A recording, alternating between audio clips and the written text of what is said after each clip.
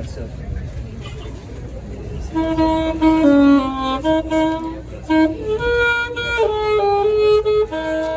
Merci à vous.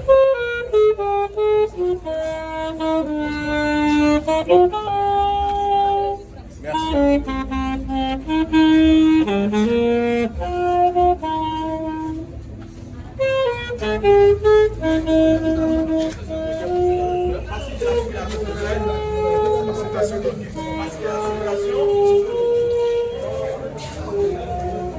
Ok, vous me suivez.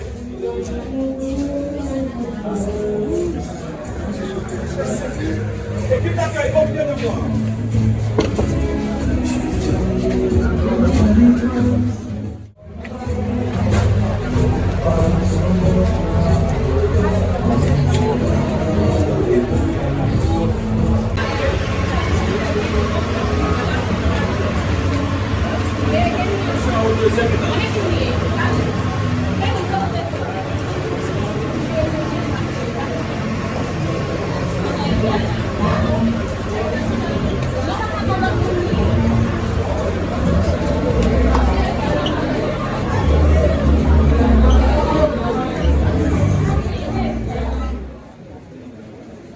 Merci.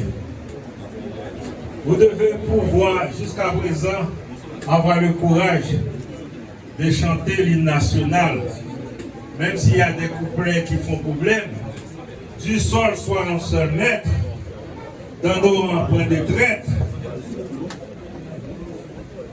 Vous vous apprêtez à donner le droit de propriété à sur notre petit territoire de 27 000 km². Chaque kilomètre carré n'a pas de prix. Il y a des pays qui peuvent fabriquer en quelques secondes des milliards de dollars pour notre kilomètre carré. Donc nous devons être très vigilants. Je souhaite la bienvenue, je pourrais dire, à mon petit frère, Kémy Seba.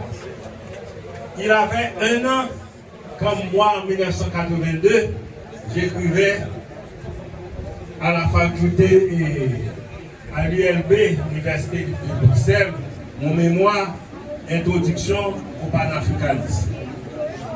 Je suis très fier de voir qu'à ce moment-là, il y en a qui se moquaient de moi, parce que pour eux, le panafricanisme ne valait rien. C'était les mots en isme, Trotskyisme, maoïsme et autres. Pour moi, je cherchais, avant de laisser Haïti d'ailleurs, j'avais promis au roi Christophe de revenir en Haïti.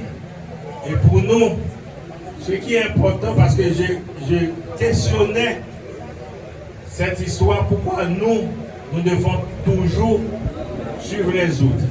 J'avais terminé mon mémoire en disant que je vois les Noirs derrière tous les drapeaux, chefs, sauf sur notre propre drapeau. Et je me suis mis à la recherche de nos origines, et Diop et autres, et puis nous avons redécouvert notre origine. Il y a ce qu'on appelle en histoire la décision historique. Pour nous, la décision historique, c'est de commencer à parler de l'Égypte jusqu'à nos jours. Maintenant, Kémy Seba, Nathalie Yambéo, je vois qu'il y a des jeunes qui se battent pour ça. Alors, je peux partir en paix, même si je ne vais pas partir très tôt, mais même si je pars, je sais qu'il y a des jeunes qui parlent. Pour nous, les Noirs, le mot anisme, c'est le panafricanisme. Bienvenue, mon petit frère. Je vous souhaite, je demande un applaudissement pour ce combattant.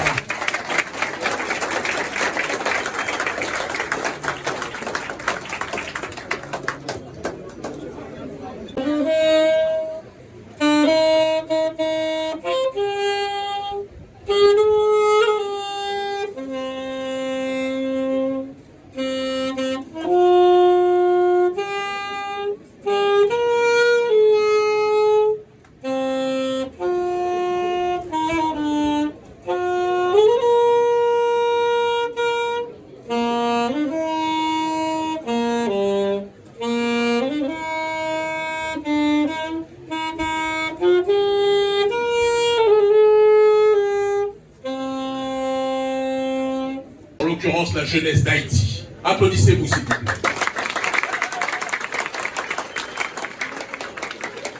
Trop de gens oublient dans ce monde, et trop de Noirs oublient dans ce monde, que le monde noir et que le panafricanisme, courant révolutionnaire de notre peuple, n'aurait pu exister s'il n'y avait pas eu un peuple qui avait engendré, à travers le processus de l'unité, de différents esclaves rebelles, hommes et femmes, de différentes ethnies, de différentes compréhensions sur le terrain de la métaphysique, et qui ont décidé de transcender leurs différences, de verser leur sang et de faire vœu de transcendance pour défendre leur population.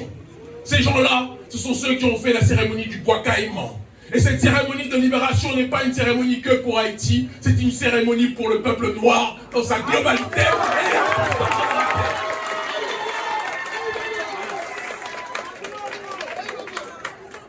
Trop de gens aujourd'hui se réjouissent parce que Haïti est en difficulté.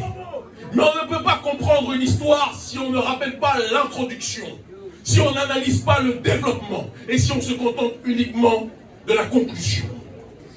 La conclusion actuelle, qui n'est en réalité pas la fin de l'histoire, est que Haïti est déstabilisé. Haïti est socialement et économiquement bousculé.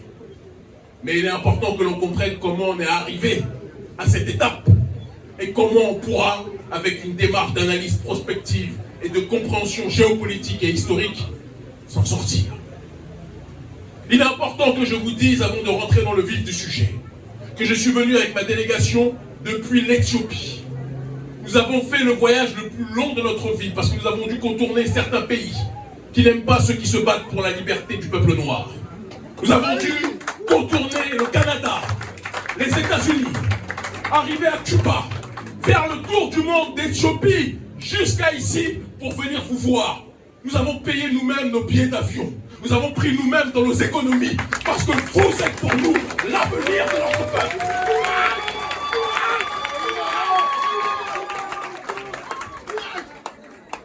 Certains disent, Kémy et ton équipe, s'il te plaît, viens aider Haïti. Il est important que je précise que c'est vous qui nous revitalisez. Parce qu'un panafricaniste qui vient à Haïti, c'est comme un chrétien qui va au Vatican. C'est comme un musulman qui va à la Mecque. Sur le terrain politique, notre Mecque, c'est Haïti. Et on ne dira jamais assez.